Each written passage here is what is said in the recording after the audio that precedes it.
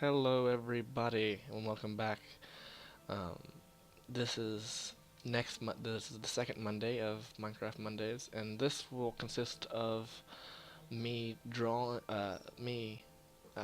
building probably something, either the house or pin back over here. Basically, it's just me doing busy stuff until uh,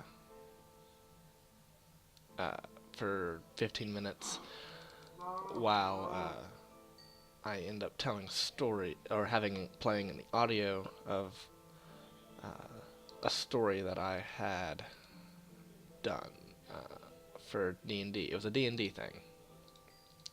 So it's my first adventure ever, and this is my DM recounting the tale of the story. I will be the uh, tiefling. He talks about tiefling ranger. My name was Clawhador. Uh, we were all evil. Um, it was quite a fun time. But yeah, anyway, this is me. This is the story of us. So without further ado, enjoy the audio. Enjoy the story. It's a long story. I'll tell it. It won't take that long. So the adventure began.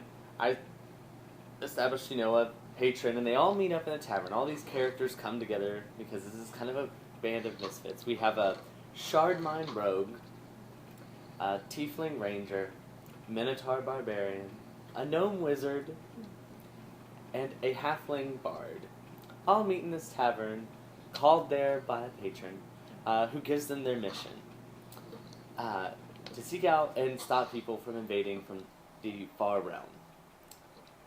So she says that she's rented them a room, and they can stay there for the night, and they can begin the journey tomorrow to their first dungeon. So they all go downstairs. The Minotaur orders a drink and gets in an arm wrestling contest with 3 dwarves. The rogue, who is the shardmine, tries to steal the gnome's staff. Yeah, and fails miserably. But then the ranger gets the bright idea to steal the drink of the Minotaur. Actually succeeds on stealing it without the Minotaur knowing. The Minotaur assumes that the dwarves have now taken his drink. Oh no. A fight ensues. Fists are thrown.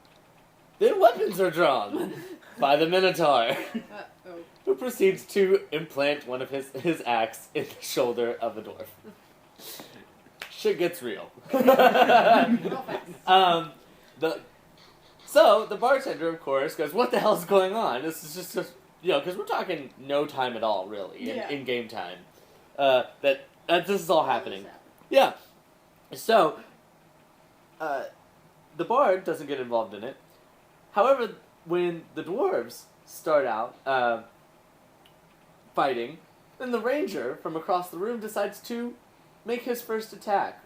Ever! And the ranger rolls a 20, critically injuring one of the dwarves. Oh my god. Shot the arrow right through the neck. Oh my god. I didn't keep my Yes. Yes. So, that was fun. Yeah. And the Minotaur's now fighting 2 dwarves, and another dwarf goes out to try to fight. However, one has been disarmed by the gnome ranger, or the gnome wizard. Okay. Yeah. Well, the leader dwarf goes after the rogue and the wizard. The rogue is bound and determined, though, to not actually fight close range. He is pulling out his crossbow, and missing terribly.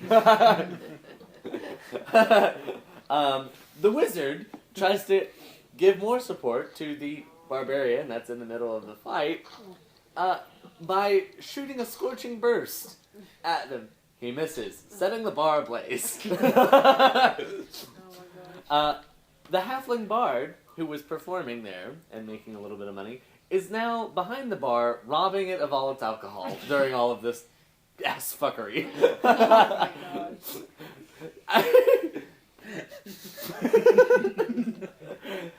So, by the end of it, Right? her equipment bag simply says "shit ton of alcohol," and her bardic medium is singing. So pretty much she's Kesha. Yes. Just named her that. Yeah. All right. The rogue is not doing anything.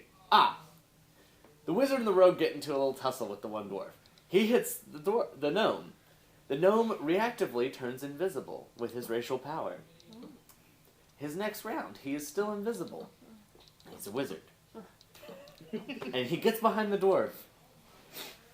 And his bright idea is, Uh-oh. I'm gonna grab this dwarf. You are a 60-pound gnome, and you're going to grab a 230-pound dwarf. And bite his ear off. What do you plan to do with him when you grab hold of him? And I said, you do realize you are a wizard, right? And you just set a bar on fire at will. Yes.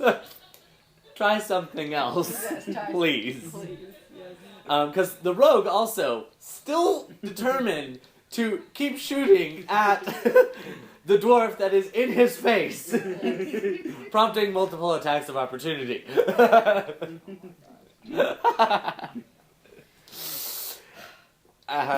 The ranger continues to be a boss and shoot people. Then the bard gets in on it, and the barbarian and her begin to flank and get the upper hand on the two dwarves on the other side of the bar. The barbarian then So at the the end. bar's still on fire. Oh yeah, the bar is, and the bartender is tucked behind, still cowering in fear at the absolute insanity that's going on, and the other tavern patrons have run away. Exited at this point. Yeah. The barbarian, as a final hit on one of the dwarves, rolls a critical and therefore splits him down the middle, spraying blood all over he and the bard. And the burning bar. Yes. Destroying all evidence of the crime. Oh no, it gets worse. Oh no, it gets better. So, they're able to slay these dwarves before any of them get away. So, now, what is this party gonna do? The bard says, I'm gonna go upstairs, take a shower, and go to bed. Ascends the staircase, never to be seen from till the next session. Okay. Wow. However, the other criminals, Criminals. or should I say, let's see, we're at arson, murder, 3 counts of murder, 1 count of arson. Assault and battery. Well, no, the Destruction assault of and battery comes. Oh, Because yes. we've actually murdered. Everyone's dead. Everyone. Except for the bartender. Except for the bartender. Oh, He's no. still coward. Oh no. His bar's on fire still. So, they say, let's rob him. Even more. He already took all his alcohol and burned himself. Yeah. They find a safe underneath the bar. And the rogue attempts to crack it, failing at his first try, and then rolling a 1 on his second try, Yeah. thoroughly breaking the lock. Yeah. Oh Well, then they just the barbarian decides, I'm gonna hit it with my axe. god. Yeah. Smashes his axe into a vaulted safe. Oh my god. No effect. It has no effect. No effect. Then they go, oh, if we can't break it, if we can't break into it, and we can't smash it, we'll leave it. The rogue, the barbarian, and the ranger all leave the bar. Okay. They walk out the front door. They walk out the But someone says, what if the cops are coming? Ah. So the 3 adventurers that go outside of the tavern, where they've committed these crimes, notice that there's a band of men with torches and armor heading across the bridge from town Oh. towards them. Oh no. The gnome wizard, however, is still inside, determined to find something in his spellbook that will break the vault open. Oh my gosh. So, instead of saying, hey, you don't have time to look, the 3 adventurers outside run into the woods,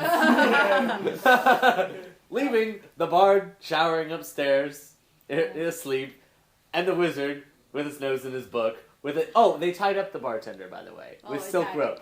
Silk rope. Okay. It was like he got robbed by belly dancers. Oh my Yeah, gosh. he's tied up at this point. Oh. No one thought maybe we should just tell this poor man, open the vault. Well, yeah, I was saying, like, that would have been my thing. Why couldn't you think so why a did you put knife mysterious- to that guy's throat? A and mysterious tell him- voice of God suggests that idea to the wizard. Oh my gosh. And he goes, oh, so he pulls out his dagger, puts it to the bartender's throat, and says, open it. Rolls a 20. Rolls a 20. He's the most intimidating gnome known to man Yeah, now. right. The bartender opens the vault, and there's now 1,000 gold pieces Sweet. in the vault, which the gnome is only about 60 pounds, tosses over his shoulder like a sack of giant potatoes. Yes. Oh my gosh. It's still unbeknownst to him, and goes, all right, so he leaves. And there's. But he gets outside, and about 15 feet away, there's about 10 guards with. They tell him, stop. He says, No. can I turn? He's like, is this a new encounter? Technically, yes. He's like, if I damage myself, I can turn invisible, right? Or if I take damage, yes. Are you going to take damage from them and turn invisible? Can I stab myself? Yes. Oh my god. The That gnome is then- cheating! The gnome then takes his dagger, stabs himself into the thigh, doing 2 points of damage, reactively turning invisible, and running into the woods. That's awesome. That is a very good idea. Yes. Then they find these ruins to hang out at. Again, a voice of God has to convince them to sleep.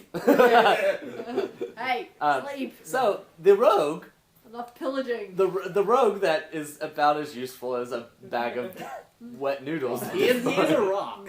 Yeah. Bag of rocks. Does not have to sleep, so he stands guard. In the early morning,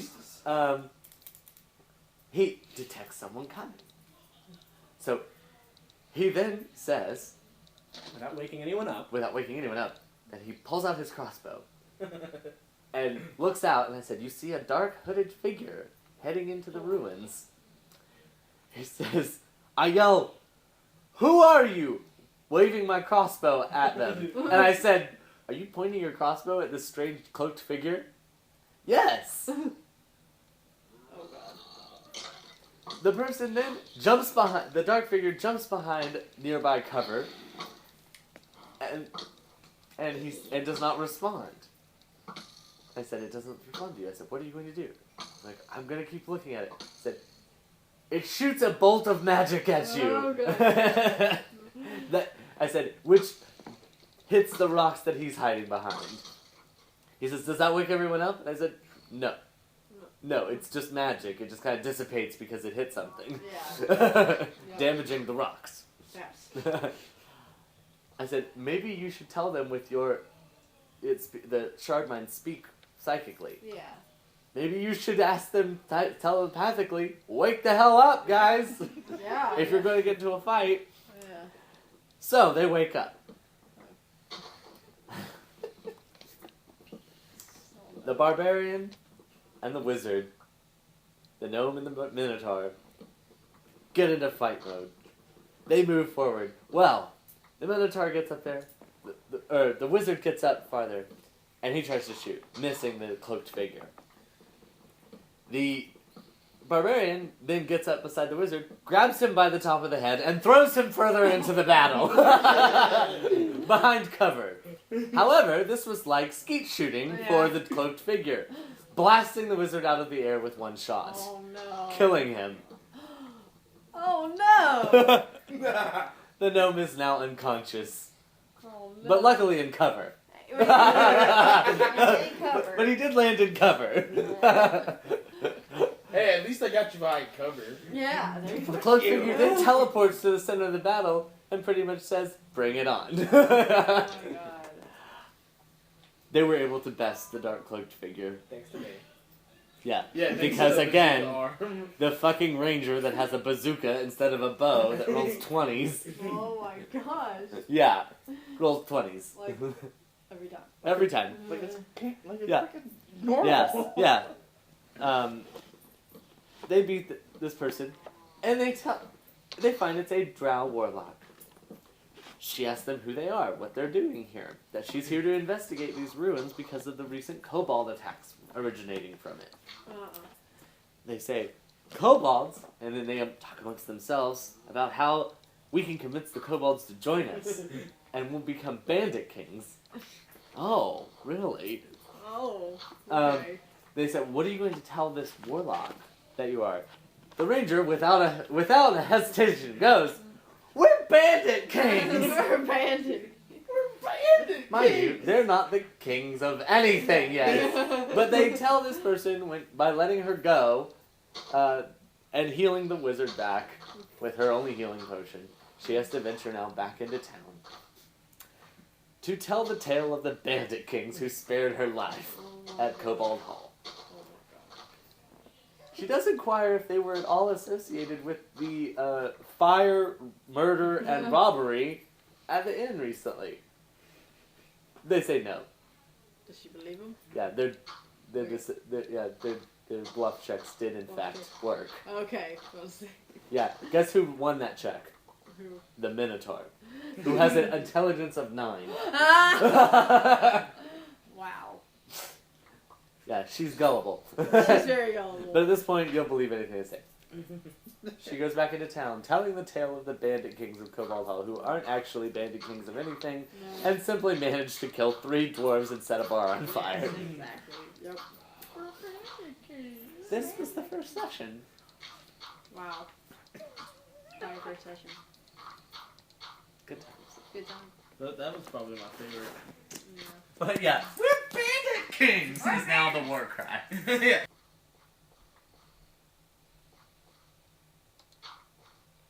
So I'm assuming that the story is over. Hopefully it is. I'm just gonna finish up doing what I'm doing here. I'm making it a nice little area for farmland. I do believe I'm gonna turn this into a farm, but also I don't want to have to be able to jump and all that stuff to get through it. I'm just gonna have to run. Want to be able to run without being interrupted. So I thought I'd level it out a little bit, make it look all nice and pretty.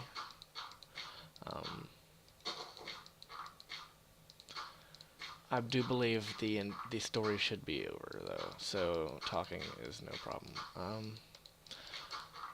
Well, I will continue doing the rest of this stuff off camera.